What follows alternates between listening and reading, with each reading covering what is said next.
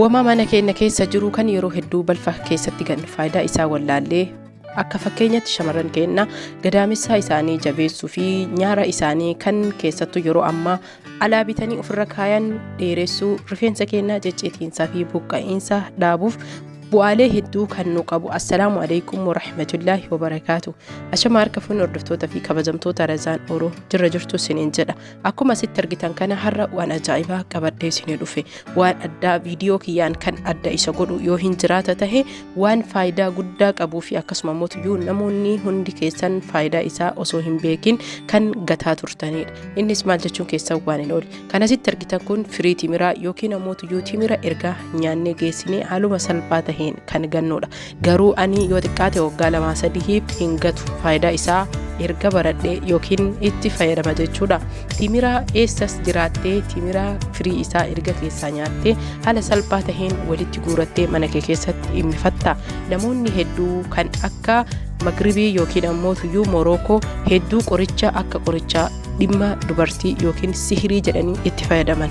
Kanaaf hordoftoota fi kabajamtoota kiyya erga walii guurree nu baay'atee jedhee keessattuu namoonni biyya Arabaa biyya timiraa jirtan gizee takkattis firii baay'ee argachuu dandeettan. Kuufannee geessinee bishaanitti naynee isaanitti naynee firicha kana dhiqnee jechuudha. Achi booda haaluma salphaa taheen fooxaa haa ta'uu, shaashii haa ta'uu, qunnaa haa ta'uu namoonni biyya jirtanillee giindollee haa ta'uu, safeedillee haa ta'uu irra keenya irratti hafnee aduu keessa kenna. Namoonni biyyaan baa jirtan ammoo haaluma salphaa taheen furuna yookiin bottaa gaazii keessatti goysuu ni dandeettani. Namoonni biyya jirtanis ni dandeettan garuu erga aduun jiraate aduutu irra bareedaadha.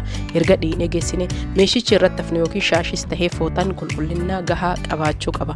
Hordoftoota fi kabajamtoota kiyya akkuma sitti argitan kanatti jechuudha. Afnee erga afnee geessinee aduu keessa kenna.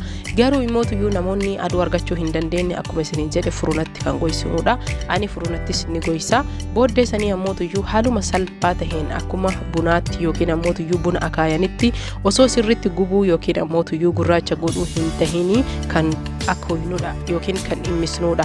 Haala salphaa taheen namoonni barbaadan eelee irrattis akaawuu ni dandeettan. Kan barbaadan ammoo warroon biyya Arabaa jirtan furuna Arabaa keessallee kaa'achuu ni dandeettani. Kanaaf haaluma salphaa taheen yoo inni magaala akkuma bunaa san tahee kan irraa fuunuu fi yookiin ibidda jala dhaamsinu haala bifa asitti argitan kanaan. Asirratti kan isiniin jechuu qabu firiin timiraa yookiin ammoo muyni timira keessaa bahuu hin caccabaa yookiin namaa cabaa kan jettanii fi hundi keessanuyyuu waan ajaa'ibaa arguu teettanii fi hordoftoota fi kabajamtoota kiyyaa waan kana faayidaa hedduu kan qabu faayidaa isaa namni hin beeku. Akkuma beekamu timirri faayidaa hedduu kan qabuu fi albuuda hedduun kan guutameeti yookiin ammoo kan badhaadheedha. Vitaminoota adda addaa qaba. Muyni kun yookiin ammoo firiin timiraa kun kan timirri irraa bahu jechuudha. Kana jechuun bu'aalee timirri qabu guutuu kan qabuu fi akkasuma ammoo dhukkuba sukkaaraa namoonni hedduun dhukkuba sukkaaraatiin rakkatan dhukkuba sukkaaraas kan hir'isuudha jechuudha. Akka timiraallee sukkaara of keessaa qabu inni akka bunaatti dhamni isaa wanni hundi haala kanaan akooyinee tumne hordoftoota fi kabajamtoota kiyyaa warroonni meeshaa maabiraatii qabdan meeshaa maabiraatiitti illee daayitanii mooyyeetti illee bunuma jedhaani buna malee waan biraatii miti.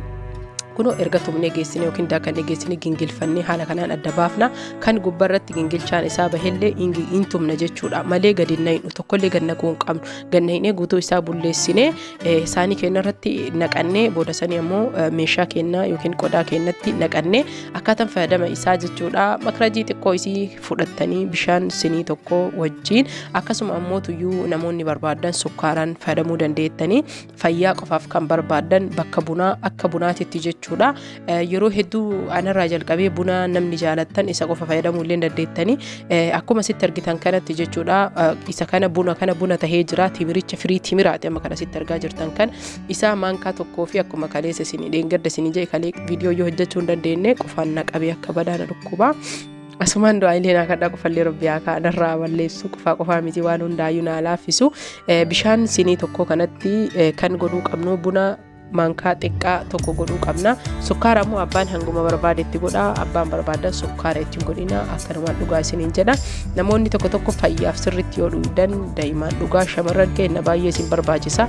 Shamarran keenya warri gadaamessa yookiin qaama saalaa isaanii akka sirreessu yookiin ammoo qilleensa adda addaatiin hormooniin keenya kan qaama keenya dhisuu fi yookiin ammoo addaan harkisu. Sababa kanaaf jecha isa kanas yoo fayyadamnee jenne abishiilleen wantoota hedduu anis barsiiseera viidiyoo kee jala deemtanii argachuu dandeettanii. dandeettanii ibidda irratti akkuma bunaa danfisnee ganama garaa qullatti kan dhuynu fi akkasuma immoo tuyyuu galgalallee barbaanne hirriba dura kan dhuynu amma immoo tuyyuu akkaataan haala salphaa ta'een nyaara kenna qabxii salammataati kuni nyaara kennaa kan ijarraa jechuudha namoonni yeroo har'aa nyaara gabarraa oolfatanii ofirra kaayaa jiranii yookiin isa arabdoonni rumush jettuun shamarran keenya hin beeytan jedhee yaada rumushii kana haaluma salphaa ta'een mana keenya keessatti qopheeffannaa muka timiraa yookiin firii timiraa kana akkana oomisnee erga daayinee jennee boodasanii zayitii naanaa qofa itti goonee nyaara kennaa kan ijarraa yookiin rumusha keenyatti kan dibnee kunuunsinu jechuudha galgala osoo rafin dura itti dibuu qabna. Hordoftoota fi kabajamtoota kiyyaa hedduu sammalee jechuudha akka kuuliittis yoo fayyadamtan warroonni nyaara hin qabne nyaara kan isinii deebisuu fi hedduu kan isin gargaarudha. Kuni midhaanii akkasuma immoo tuyyuu waan isin sodaachisaa fi akkasuma immoo rakkoolee adda addaa nurra geessa jettan tokko hin qabu. Yoo dhuydanis akkuma bunaati garuu shamarran keenya sukkaara malee dhuydanii isiniif bareeda.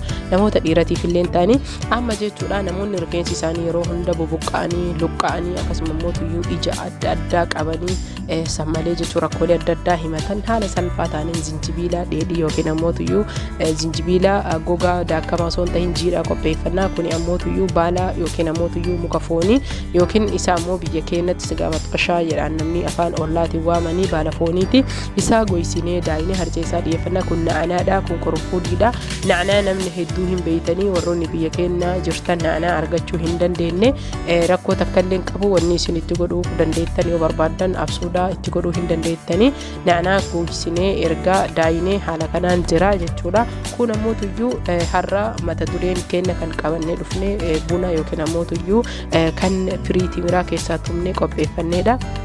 Kanaaf hanga xumuraatitti na wajjin bu'aa viidiyoo kan koo ilaala asumaan warri maatii kun ta'an subscribe gochuun share gochuun hiriyoota keessanii qooda zayitii zayituuna haa ta'u akkuma dura isinii hime zayitii kookinaati haa ta'u burcuqqoo tokko dhiyeeffannee qodaa qadaada qabu kan burcuqqoo tahe jechuudha qodichi kunillee gizaaza yookiin ammoo shamarran keenya kan biyya arabaa artan hin beeytan kan biyya keessa artanillee litiroo maal jettaniini waan akkasii tahuu qaba yookiin ammoo tuyyuu burcuqqoo tahuu qaba lumaa galatti kanaaf dhiifama of kolchaa isiniin jedha. Sagalee jeequmsa seenaa jiru kana ergasii na'anallee maankaa tokko guutuu isaa sa'anitti kana kannu baalli foonillee maankaa tokko zinjibilillee maankaa tokko zayitiin ammoo burcuqqoo tokko burcuqqoo bishaanii jechuudha namoonni burcuqqoo bishaanii hin beeyne hin jiru garuu namoota hedduu yoo walii kan fayyadamtan ta'e burcuqqoo sadiillee gootanii addaan qoodamuu ni dandeettanii bakka takkatti hojjettanii kuni jechuudha akkaataa dibannaa isaatii fi akkaataa hojii isaatiin baay'ee bu'a qabeessaa fi fayya qabeessa kan ta'edha.